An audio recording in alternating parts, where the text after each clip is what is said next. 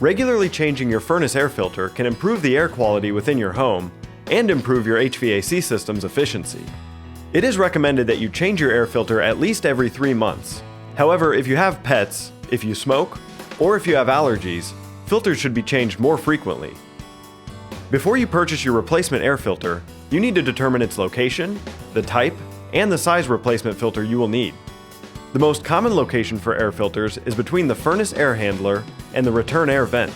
Some furnaces have filters inside the air handler, and the least common location is at return air vents. The size measurement should be on the existing filter. If they are not, use a measuring tape to get the length, width, and depth of the filter. Be sure to write these down to make buying a new filter easy.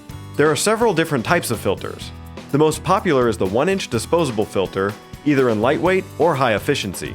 For an even better quality filter, there are filters with HEPA filtration and allergy reduction technologies. These filters come in 1-inch as well as thicker 2 to 4-inch versions. Less common types are electrostatic filters and reusable washable filters. When you're ready to change your filter, turn your thermostat to the off setting. Remove the old air filter and be careful not to knock dust off. Before inserting the new filter, write the date on it for quick reference in the future. Insert the new air filter and make sure the arrows on the side of the filter are pointing in the direction that the air flows through the system.